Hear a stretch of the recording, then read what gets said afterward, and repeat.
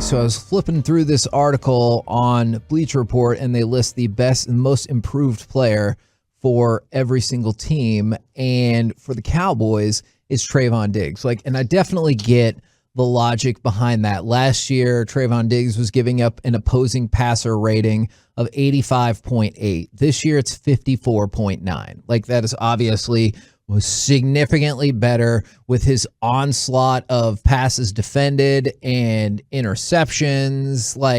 It's terribly impressive. Do you think it's automatically him, or do you think there are other candidates? That's who I would go with. Okay. Most improved Cowboys player this season. I guess because, I don't know, man, he was really good last year. I think at the end of the season, he was better last year than he was in the first half of the season. This team stunk too. Never heard of Keanu Neal in my life, but he wasn't a Cowboy last year. Yeah, and he probably stayed at a Holiday Inn one night too. No, man, have you looked at Keanu Neal's neck? Have you looked at his? What are you doing right now? Thick neck, dude. This dude is a linebacker. Thick neck. That means when he hits you, it's not hurting him back. I would have to say so. That'd be fun to bleep out the word neck. Because I'm just trying to. Anthony Brown's a good option there. Okay. Because a lot of people were down on Anthony Brown. I don't think that they're looking at Diggs and saying that he's better than Diggs, though. From that depends on what you think about the players, where they started. That improvement from the 940, it's Anthony Brown, no question. Though this is obviously my favorite answer from the 682. Byron Steele has to be the most improved. Yes. He went from unreliable backup to a quality starter. All right. I've always loved Byron Steele. I just wanted to know how we got to Byron from Terrence. My thought was it was Tyron. Oh. And then maybe it got auto-corrected. Shadobe Steele, just one of the best linemen this year for the Cowboys. Do you think it's Diggs then too? Is that your vote for this? I do think it's Diggs, but I've seen several people on the fan text have said Terence Steele. I don't know from the 817, from the 910, from the 682, isn't Terence Steele the most improved because he went from not an option realistically at tackle to you felt pretty solid about him at right tackle. I know the left tackle game, at least against Denver, was a disaster, but it seemed much better this last weekend. Man, I think, God, I'm just trying to think of other guys on this group. Got a couple other options I'm surprised about. Here's what Mahomes said about Diggs. You want to hear about this? Yeah. He said he's going to wait for his opportunity, and usually when he gets his hands on it, he ends up making the catch. Someone you have to pay attention to on every single snap and try to find ways. This is the most interesting part. Try to find ways to have success in either other places on the field, like going attacking somebody else, or on him in certain areas. I don't know exactly what that means yet, because when you watch him, do you feel like whenever he doesn't have inside leverage, that's where Diggs gets affected the most? If it's on the outside near the sidelines, I feel like Diggs is fine. But once they go on a slant across the middle, either he's breaking to get the ball and he gets beat on something, or it just seems like there can be a big play inside against him. Sometimes I wonder if his catch-up speed is as valuable on those breaks to the inside. And I know we've seen him make an interception on a break to the inside. Sometimes I do wonder that. I think Trevon Diggs makes a lot of sense as well. However, Cooper Rush.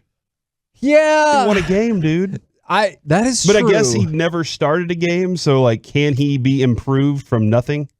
Ooh, you just have to put the infinity symbol. From the 972, it's two different 972s. They said Zeke. And I guess if you consider from where he was last year, he's improved. He's not improved from his all-time high, but if you look at last year, and the year before kind of too. Yeah, he's way better. He's not going to hit the numbers that we projected. Okay, at least unless these last 6-7 games just go tremendous for him. I think we predicted, I can't remember, was it over 1,300 yards rushing? I think that is correct. And we thought he was going to get that. And I don't know if he's going to hit that number. And then was it 12 touchdowns rushing? Do you agree with Choppy, though, that his time to shine is going to be in the playoffs? Whenever everybody's dead, all their legs are kind of dead, and he hasn't had all these carries to wear him out, and he becomes a more effective part of the offense because now you can grind with somebody. I can see that happening. Yeah, I could see that as well. From the 5-1-2, I agree with Diggs, but I think Schultz would be a good one. Now, Schultz is somebody who's fallen off pace a little bit, but they're still on pace to have significant gains. He gets it last year. He gets most improved because nobody knew, year. like, you didn't expect him to do anything. He was kind of this guy that they were like, man, does he even deserve a spot? He got thrust into the place. And then all of a sudden, he became one of the most reliable receivers on the team. And this was one of the ones I was curious if we would get a lot of traction on. From the 469, what about Terence Steele or Randy Gregory? From the 972, Randy Gregory, no question. Now, I wonder if some of those votes go away just because, like, now that he's hurt, they got put on IR, he's going to miss a few games. Because if you look at his trajectory leading into that, he was crushing people on the line of scrimmage. And his best season ever, you go back to 2018. 6 sacks, 2 forced fumbles, 1 fumble recovery. This year, 5 sacks, 2 forced fumbles, 1 fumble recovery. So essentially, he's almost at the level of his best season ever, and he's played 7 games. You know, and I don't know if you think he deserves to be on it, but he's not on the Pro Bowl ballot. Did you know that? I think he should be on the ballot. Okay. The reason, this is from his agent, by the way. The reason he's not on the ballot is because he's on IR. No, not Dalton Schultz, Randy Gregory. Because he's on IR. Once he gets off of IR, they'll put him back on.